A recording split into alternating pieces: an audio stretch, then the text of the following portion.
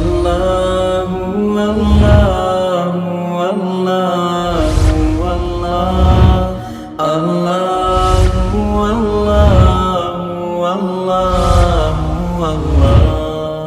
اللہ اللہ۔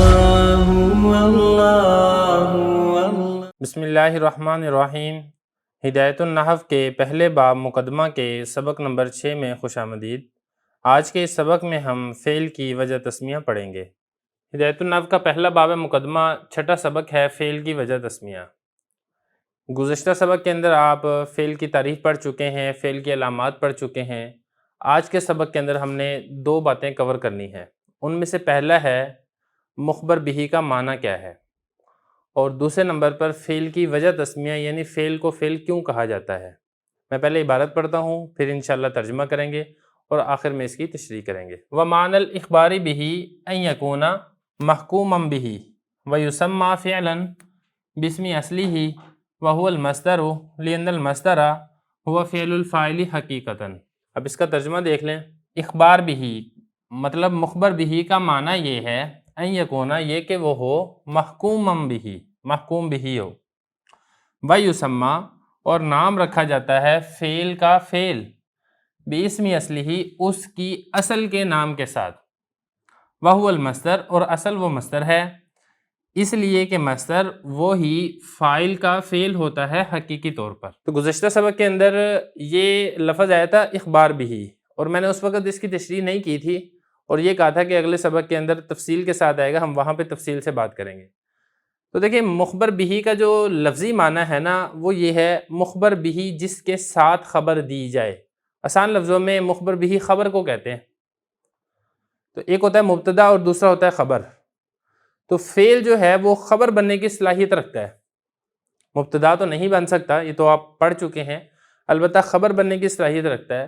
جو خبر ہے وہ جملہ فعلیہ ہو سکتا ہے، لیکن جو فعل ہے وہ خبر کے ساتھ بند نہیں ہے کہ خبر ہوگا تبھی جملہ فعلیہ ہوگا، خبر کے علاوہ جملہ فعلیہ نہیں ہوگا، ایسا نہیں ہے۔ کیونکہ یہ والی بات آپ پڑھ چکے ہیں کہ جملہ یعنی مرکب مفید اس کی دو قسمیں ہیں، جملہ خبریہ اور جملہ انشائیہ۔ تو جس طرح خبریہ یہ فعل ہوتا ہے، خبر فعل ہوتا ہے، اسی طرح انشائیہ، انشاء کی جو 10 قسمیں ہیں، امر، نہیں وغیرہ، یہ تمام بھی فعل ہو سکتی ہیں ان میں سے۔ تو اس لیے مصنف رحمۃ اللہ علیہ نے مخبر بہ کا معنی یعنی خبر کا معنی خبر نہیں کیا، کیونکہ اگر خبر کرتے تو پھر انشاء جو کہ خبر کی ضد ہے وہ نکل جاتا۔ تو انشاء کو داخل کرنے کے لیے اس کا معنی کیا ہے ان یکونا محکومًا بہ، کہ مخبر بہ کا معنی یہ ہے کہ وہ محکوم بہ ہو۔ تو محکوم بہ کس کو کہتے ہیں؟ محکوم بہ جس کے ساتھ حکم لگایا جائے، اور جیسے خبر کے ساتھ حکم لگتا ہے مبتدا پر، اسی طرح جو جملہ انشائیہ کی اقسام ہیں، امر ہے، نہیں ہے، اس کے ساتھ بھی حکم لگ سکتا ہے۔ تو محکوم بہ کا آسان معنی یہ ہے حکم۔ تو کہنا یہ چاہتے ہیں کہ فعل یہ حکم بننے کی صلاحیت رکھتا ہے۔ اب عام ہے کہ حکم چاہے وہ خبر ہو چاہے وہ انشاء ہو، تو بنیادی طور پر جملہ انشائیہ کو انشاء کی اقسام کو داخل کرنے کے لیے مخبر بہ کا معنی یہ محکوم بہ کیا ہے۔ تو یہ فعل کی علامات میں سے ایک علامت ہے کہ فعل کے اندر مخبر بہ بننے کی صلاحیت ہوتی ہے۔ مطلب یہ ہے کہ فعل کے اندر محکوم بہ یعنی حکم بننے کی صلاحیت ہوتی ہے۔ تو یہ مطلب یہاں پہ کلیئر ہو گیا۔ معنی الاخبار بہ، اخبار بہ کا معنی یہ ہے، تو یہ اس کو آپ نے بنانا مضاف الیہ، یہ مضاف ہے معنی، یہ مضاف الیہ ہے۔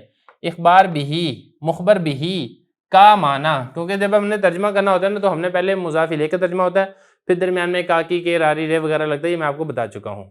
تو مخبر بہ کا معنی یہ ہے ان یکونا یہ کہ وہ ہو، کون ہو؟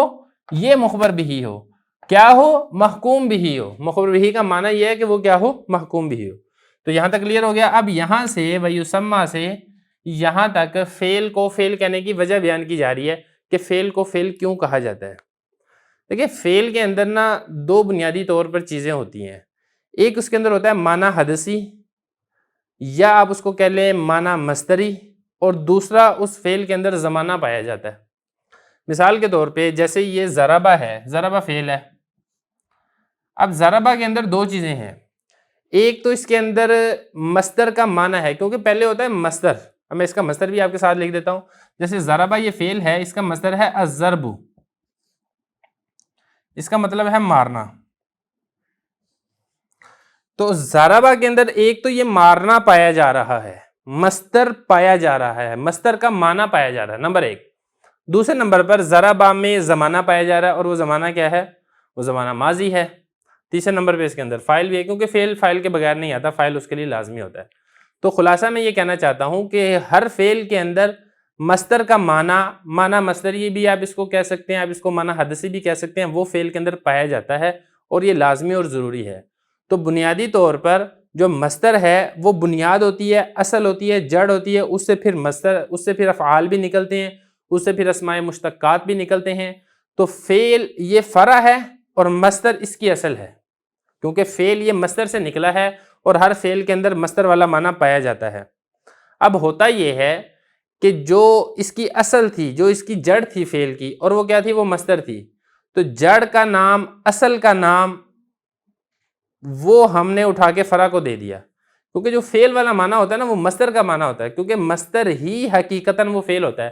جیسے اب مصدر ہے نا ضربہ، ضربہ کا مصدر ہے الضرب، مارنا. یہ مارنا یہ فعل ہے حقیقت کے اندر، ضربہ نہیں ہے فعل حقیقت میں. حقیقت میں جو ضربہ کے اندر ضرب مارنا مصدر پایا جا رہا ہے وہ حقیقت میں فعل ہے.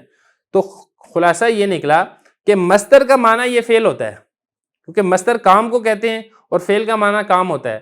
تو جو مصدر جو کہ اصل تھی اصطلاحی فعل کی، اس اصل کا نام اٹھا کے ہم نے فرع کو دے دیا، تو اس وجہ سے فعل کو فعل کہا جاتا ہے.